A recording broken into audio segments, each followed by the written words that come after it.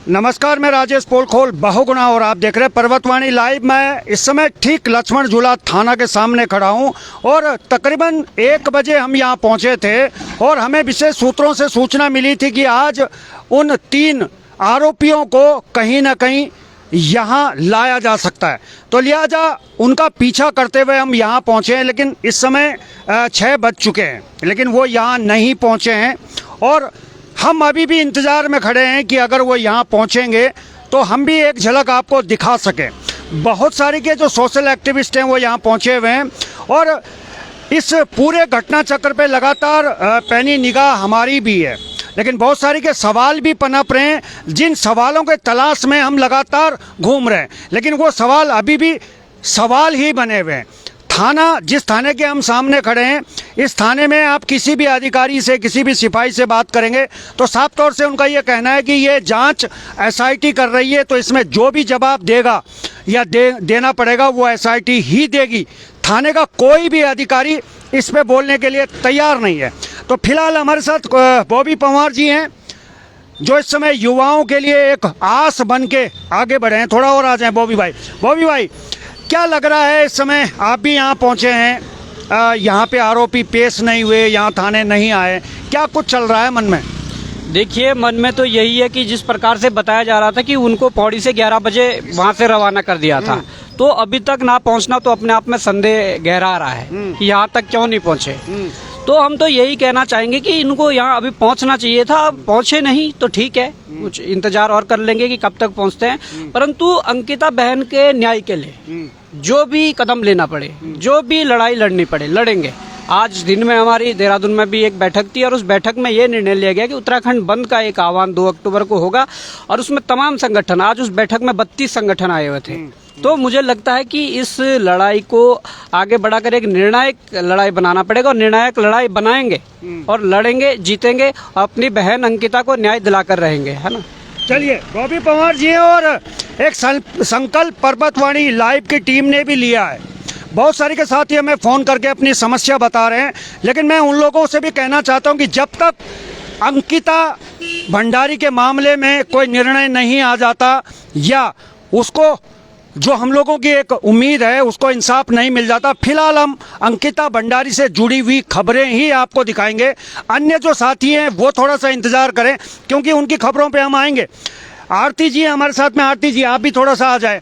आप भी यहाँ पहुँचे हैं, क्या लग रहा है, क्या हो रहा है इस मामले में, क्या समझ में आ रहा है आपके?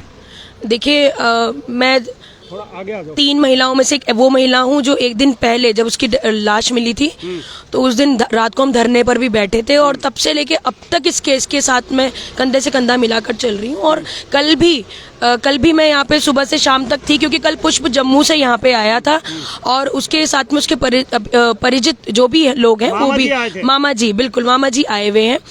और आप ये देखिए कि हमने बहुत कोशिश करी कि लंच टाइम तक हो सकता है शायद उसको लंच करने का मौका मिलेगा या छूटेगा।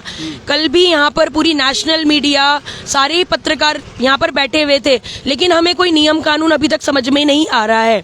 यहाँ पे जो पुलिस प्रशासन है वो साफ कह रहे हैं कि एसआईटी की जांच है, हमें भी इस बारे में कुछ नहीं पता। ठीक है, वो अपनी जगह सही है नियम कानून के हिसाब से, लेकिन आप देखिए अभी 48 घंटे होने वाले हैं और अभी तक कोई भी सूचना नहीं है। और आप देखिए एक पेज की, एक अमर उजाला का एक सोशल मीडिया पे एक आया है कि अंकित के दोस्त ने बताई पूरी कहानी। ऐसी कौन सी मीडिया है जो जाकर मिल रही है? क्योंकि कल तो मैं शाम तक यहाँ पे थी, मीडिया तब तक कोई मिल ही नहीं पाई थी। तो अभी तक ये समझ में नहीं आ रहा है ये केस के साथ क्या हो रहा है, क्या इस केस को और भी उलझाया जा रहा है? अब ऐसे कौन सी बातें इसमें आ रही हैं?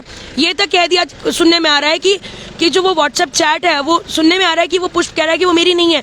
तो हम थोड़ा सा दुविधा में हैं कि ये जो चीजें हो रही हैं, क्या कोई सरकार के दबाव में ये काम तो नहीं हो रहा, उससे कोई बात नहीं हो पा रही है और चिंतित है सर हम इस चीज को लेकर। चलिए, चिंतित आरती ही नहीं है, पूरा देश चिंतित है और उसमें हम भी चिंतित हैं। पुष्प को लेके बहुत सारी की बातें हो रही हैं। कल वो यहाँ पहुँचा है, उसके बाद से उसका फ़ोन बंद आ रहा है। आखिर ऐसी कितनी जानकारी पुष्प से ली जा रही है, क्या उसके बयान दर्ज हो रहे हैं? अभी तक पुष्प का फ़ोन बंद है। बहुत सारे के लोग हैं जो पुष्प को लेकर चिंतित हैं, उसके मामा जी हैं, उनसे बात नहीं हो पा रही है। उसके बयान दर्ज हुए हैं, नहीं दर्ज हुए हैं, ये भी हमें अभी जानकारी नहीं है, क्योंकि पुष्प से कोई संपर्क नहीं हो पा रहा है। तो ये तमाम जो घटना चक्र है बहुत तेजी से आगे तो बढ़ रहा है, लेकिन हम तक नहीं पहुंच पा रहा है, इसलिए हम आप तक नहीं पहुंचा पा रहे हैं। एक भाई और हैं, धन्य हो मेरे भाई का जिन्होंने लाइट जला दी, वरना अंधेरे में ही हम लोग जो है काम कर रहे थे। क्या शुभ नाम है आपका? हृदय शाही जी। हम जितने भी युवा हैं पहले से लगे हुए हैं इसमें, पहले दिन से ही आरती और बॉबी और सारे युवा संगठनों, चाहे कितने भी संगठन हो, सबने मिलकर एक ही हामी भरी है और सबकी मीटिंग हुई है कि जब तक न्याय नहीं मिलेगा तब तक हमारी लड़ाई आखिरी दम तक जारी रहेगी। और यहाँ पे पोस्टमार्टम रिपोर्ट के बारे में भी कहना है कि अंकिता के भाई का कि उन्हें मिले नहीं है अभी पोस्टमार्टम रिपोर्ट, तो कम से कम उनके परिवारजनों को तो पूरी डिटेल रिपोर्ट दे दें। तो क्या छुपाने का प्रयास कर रही है और किसको बचाने का प्रयास कर रही है, ये भी बहुत बड़ा सवाल है।